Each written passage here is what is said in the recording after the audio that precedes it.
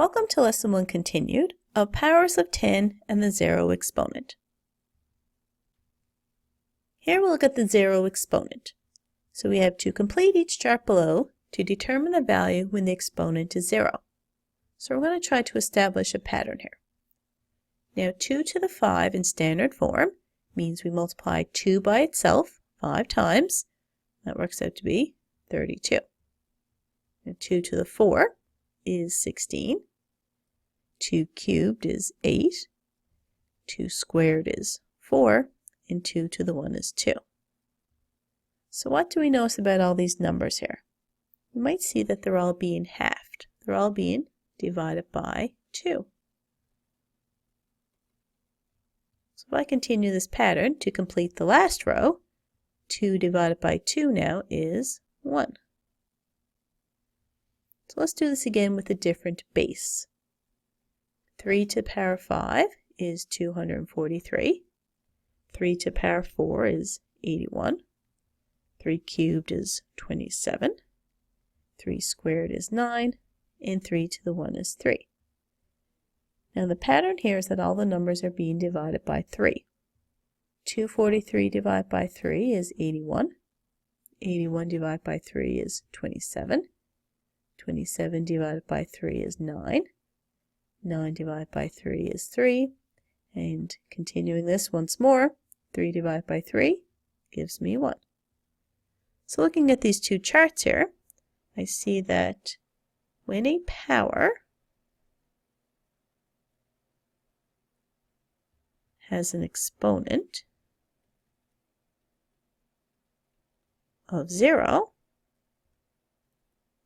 the answer will be 1.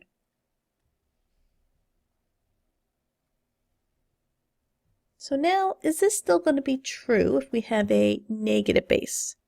So I have the same chart here as the first one. Instead of a positive 2, I have a negative 2. So I'm going to copy the values that we had in the first chart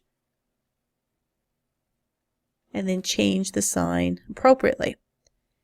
When we have a negative base with an odd exponent, the answer is going to be negative.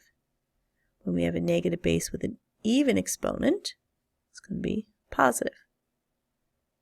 So here we have an odd exponent, so it's negative.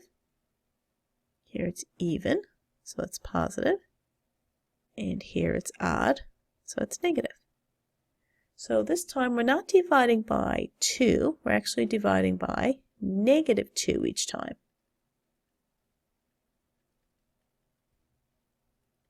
So if I take negative 2 and divide that by negative 2, I'm going to get a positive 1.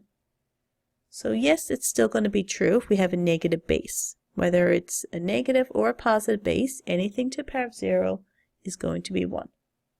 So I'm going to make a note that yes, it is the same for negative bases.